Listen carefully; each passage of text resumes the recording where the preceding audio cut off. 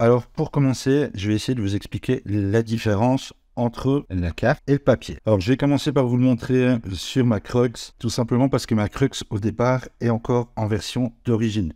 C'est-à-dire qu'elle a le firmware d'origine pour pouvoir vous montrer le menu de la machine avec en gros l'option qu'on utilise généralement.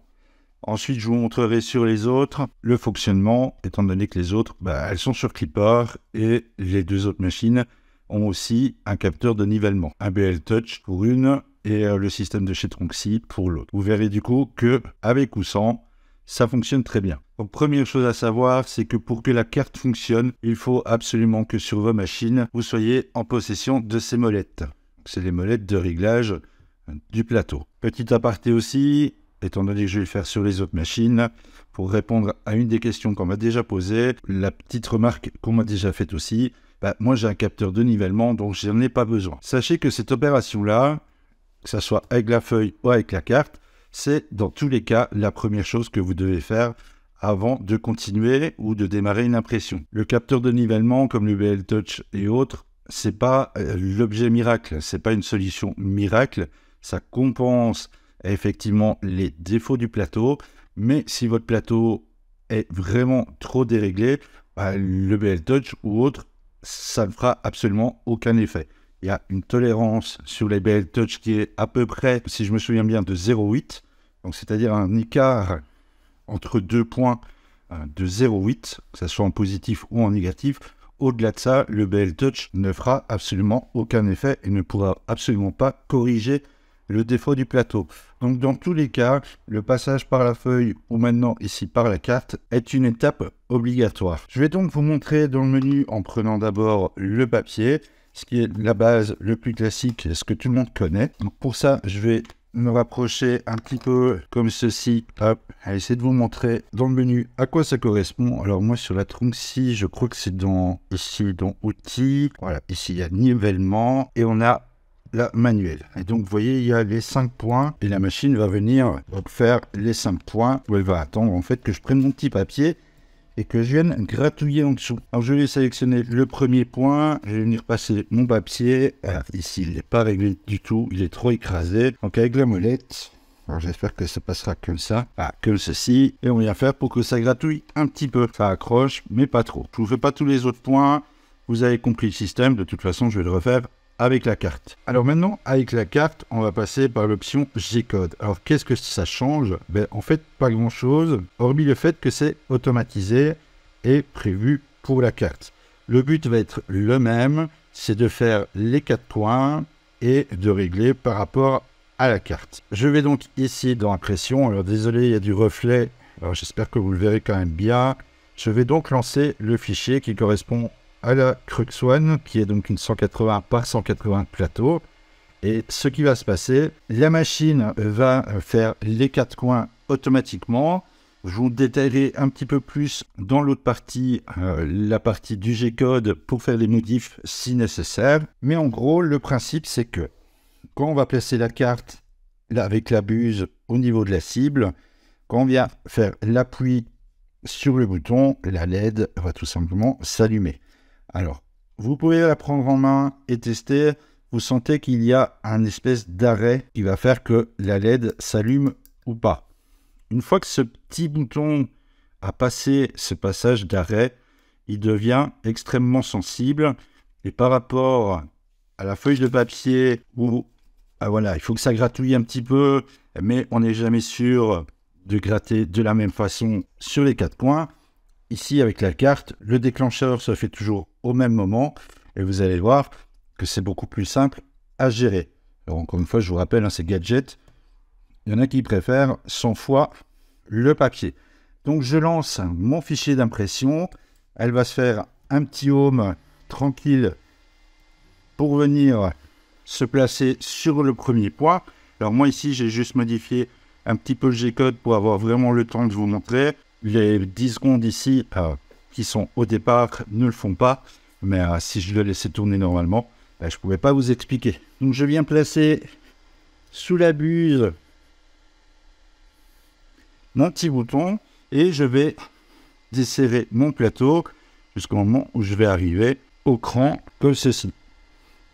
Et vous voyez, en fait, c'est... Alors, ça va pas être facile, mais vous voyez qu'en fait, c'est très, très léger. Voilà, il faut vraiment trouver l'entre-deux.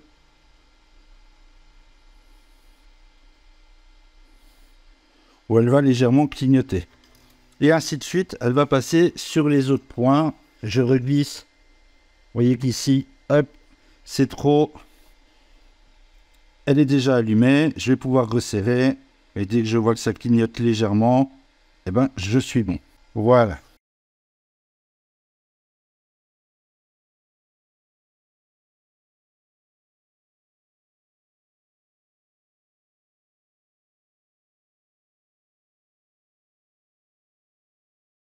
Voilà, comme ça c'est fait. J'ai mes 4 points qui ont été faits grâce à la carte. Et une fois que celle-ci a terminé, eh bien, le print va se terminer tout simplement comme un print classique. Et vous allez pouvoir maintenant lancer votre fichier de test. Si celui-ci ne vous correspond pas, n'est pas parfait, eh bien, tout simplement relancer le fichier pour la carte, comme on referait avec un papier, pour ajuster donc les molettes.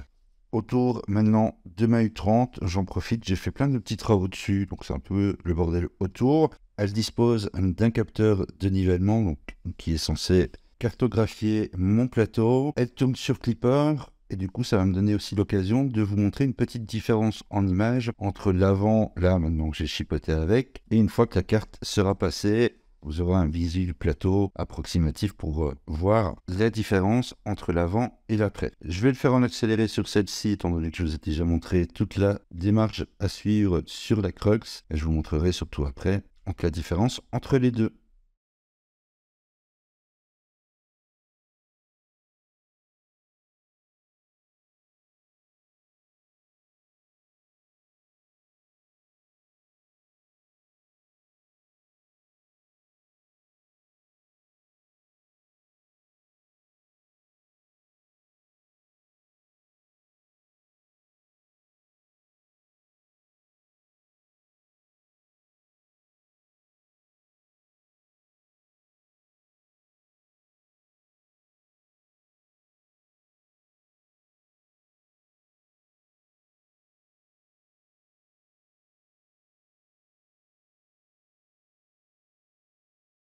Alors maintenant qu'on est un petit peu plus au calme, je vais pouvoir vous expliquer la partie G-code, comment ça fonctionne, ce que vous pouvez éventuellement modifier au besoin. Donc sur la page, vous allez descendre ici et je vous ai mis quelques fichiers qui sont déjà préparés. Pour différentes tailles, vous avez du 100 jusqu'au 400. Prenons l'exemple ici pour la Crux. Vous avez donc dedans un fichier G-code qui vous permet de faire fonctionner la carte.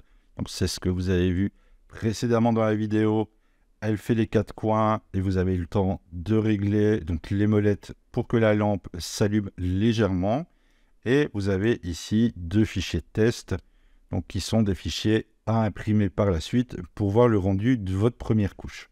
Si malgré ça vous ne trouvez pas la taille de votre plateau dans les fichiers qui sont ici à télécharger, il y a toujours la possibilité d'utiliser un générateur que j'ai créé vite fait en PHP et qui va vous permettre tout simplement de donner la taille de votre plateau et celui-ci va générer donc le G-code pour fonctionner avec la carte et uniquement avec la carte. Donc il ne génère pas les fichiers de test à imprimer par la suite, mais ça si vous regardez la vidéo de présentation de la carte, je vous explique comment il faut les faire. Pourquoi il ne génère pas les deux? Parce qu'on m'a posé la question, donc j'en profite dans cette vidéo pour répondre à quelques questions.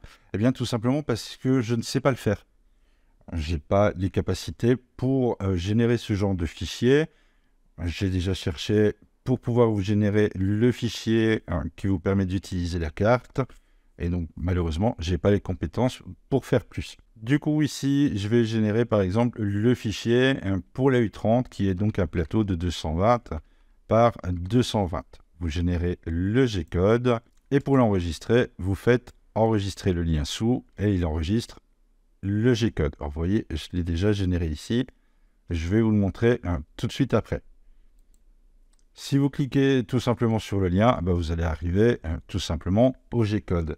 Alors, je vais l'agrandir au max, voilà, comme ceci, et je vais vous expliquer son fonctionnement. Donc, en gros, qu'est-ce qu'il fait? Eh bien, évidemment, dans les grandes lignes, il fait un G28, donc c'est-à-dire qu'il réinitialise tous vos axes. Donc, il va aller taper les end-stop pour savoir où la machine se trouve. C'est un home classique. Il va lever la tête en Z de 10, et ensuite, il va aller positionner la tête sur sa première position. Il va descendre ici la tête au niveau de la carte. Alors ça, c'est un des points que vous pouvez éventuellement modifier, car c'est un petit peu selon le plateau que vous avez. J'ai pu remarquer qu'entre le PUI, le miroir, il y avait une légère différence. Donc vous pouvez adapter cette hauteur à la hauteur de la carte pour que ça corresponde exactement à ce que vous avez comme type de plateau. Donc au besoin, vous pouvez soit le descendre un petit peu, par exemple 8.3, ou l'augmenter un petit peu au besoin. Alors ici, le G4 P25000, c'est le temps de pause entre les points. Ce G-code, il va éventuellement fonctionner pour tout le monde, mais il est possible que sur certaines machines, ça ne fonctionne pas. Alors pourquoi ça ne fonctionne pas? C'est malheureusement quelque chose que je ne peux pas prévoir non plus. Ça vient en fait du firmware de la machine. Par exemple, le P25000 est très bien supporté par Clipper. Par contre, ma Crux d'origine ne supporte pas la version G4P. Alors, si jamais vous êtes dans le cas et que le P25000 ne fonctionne pas, vous allez le voir assez facilement, c'est qu'en fait, il n'y a pas de pause. Elle va faire les 4 coins d'affilée. Ça va durer vraiment quelques secondes, le temps de faire le tour de votre plateau. Pour ça, vous allez venir tout simplement changer cette fonction. Alors, encore une fois, c'est pas trop compliqué. Au lieu d'avoir un P25000, qui est en fait un temps de pause en millisecondes, vous allez remplacer ça par un S30. Voilà, comme ceci.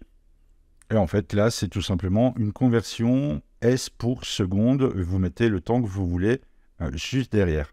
Alors, si comme moi, vous avez des machines qui tournent, par exemple, sur Clipper ou Octoprint, même, et qui ne sont pas dans la même pièce, moi, ce que je fais encore bien, c'est que je copie, hop, cette ligne-là. Je la mets après le G28. Et ça me laisse en fait 30 secondes pour quitter mon PC, aller dans l'autre pièce. Et à ce moment-là, ça me laisse un petit peu de marge pour faire le déplacement et pouvoir commencer le réglage de mon plateau. Évidemment, à la fin, n'oubliez pas un petit CTRL S pour sauvegarder votre fichier modifié. Et vous êtes parti pour faire votre réglage. Voilà, du coup, je pense que là, j'ai fait le tour de tout pour les explications. J'espère avoir répondu à toutes les questions que vous pouviez vous poser. Donc, petit récap. La carte, elle remplace la première chose à faire sur une machine avec ou sans capteur de nivellement. Elle remplace tout simplement la partie réglage des molettes au papier par un système par bouton avec une LED qui, pour certains, sera peut-être plus intuitif que tout simplement le fait de gratouiller ou pas gratouiller avec le papier. Au niveau des G-codes, je vous en ai déjà placé une partie où j'avais la possibilité donc d'avoir les fichiers de test. Malheureusement, dans mon générateur, je n'ai pas les capacités pour générer les fichiers de test à imprimer. Donc ça, il va falloir passer par Cura ou IDEA. Je vous ai remis le support de STL pour le PCB comme m'avait demandé. C'est absolument pas nécessaire. Ça fonctionne très bien sans. Vous voyez, moi, je ne l'utilise pas. Mais voilà. On me l'avait demandé, donc je vous l'ai rajouté. Vous avez aussi dedans le fichier Fusion 360 si vous voulez faire des modifs dessus. N'oubliez pas qu'encore une fois, ce n'est pas quelque chose que j'ai inventé, c'est quelque chose qui existe. C'était une façon de vous proposer un soutien pour la chaîne et autres en vous renvoyant quelque chose. Il en reste au moment où je fais la vidéo pratiquement plus, ça sera vraiment après la fin. Et pour clôturer cette vidéo, à tous ceux qui l'ont acheté, à tous ceux qui vont peut-être l'acheter, je tiens encore une fois à vous dire un grand merci parce que je ne m'attendais vraiment pas à un tel retour sur ce petit gadget, on va dire inutile mais indispensable. Ça a été vraiment très surprenant. Donc encore un grand merci à tous ceux qui ont déjà participé et d'avance un grand merci à tous ceux qui vont participer pour les pièces restantes s'il en reste.